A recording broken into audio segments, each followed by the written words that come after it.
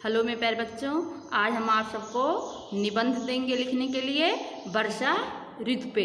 आपको व्याकरण की बुक में लिखना होगा। चलो बच्चों, आज हम वर्षा ऋतु के बारे में आप सबको बताएंगे।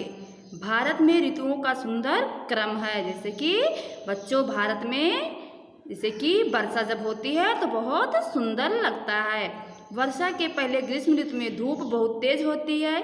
गर्मी के मारे लोग बेचैन हो जाते हैं। जैसे कि बच्चों, जब बहुत धूप होती है तो हम सबको बहुत तेज गर्मी लगती है और नदी नाले सूख जाते हैं, पेड़ पौधे मुरझा जाते हैं। धूप की वजह से बच्चों पेड़ पौधे मुरझा जाते हैं। पशु पक्षी भी गर्मी से बेचैन हो जाते हैं। सारी पृथ्वी पर सूनापन छा जाता है। वर्षा का आगमन होते ही वातावरण बदल जाता है। आकाश में काले काले बादलों की गड़गड़ाहट सुनाई देने लगती है। जैसे कि बच्चों, जब बारिश होने वाली होती है तो आकाश में काले काले बादल दिखाई देने लगते हैं और जोर जोर से गड़गड़ाहट की आवाज़ सुनाई देती है। यहाँ तक कि बच्चों बिजलियाँ भी चमकने लगती हैं और बरसात की बौछार धरती पर पड़ने लगती हैं। जैसे कि बच्चों, जब बारिश होता है तो धरती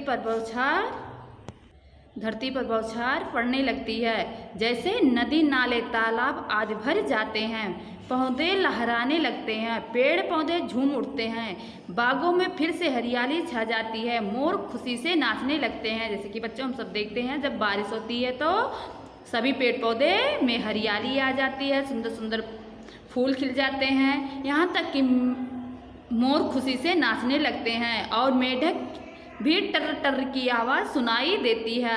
आकाश में मनोहर इंद्रधनुष के दर्शन भी होते हैं। जैसे कि बच्चों, जब बारिश होती है तो आकाश में हमें इंद्रधनुष भी दिखाई देते हैं। वर्षा ऋतु में बच्चे बहुत खुश होते हैं। किसानों को खुशी का ठिकाना नहीं रहता है। वह अपने खेतों में हल चलाते हैं। रक्षाबंधन, गणेश उत्सव, जन्माष्टमी जैसे बड़े बड़े त्यौहार वर्षा ऋतु में ही आते हैं। जिसकी बच्चों हम सब जानते हैं, वर्षा ऋतु में रक्षाबंधन, गणेश उत्सव, जन्माष्टमी आदि सब बड़े बड़े त्यौहार वर्षा ऋतु में आते हैं।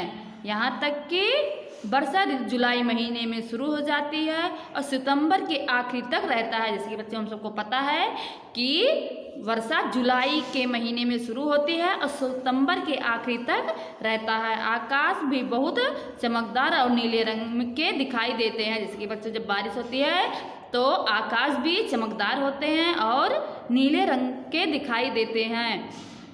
वर्षा से फसलों के लिए पानी भी मिलता है। वर्षा से जैसे कि बच्चों, जो किसान अनाज उगाते हैं, वर्षा से उनके फसलों से भी पानी मिलता है। उस आकाश से जो बूंदें गिरती हैं वो किसानों के लिए बहुत लाभदायक है। इसलिए हम इसे जल ही जीवन है, इसे हम कहते हैं जल ही हमारा जीवन है।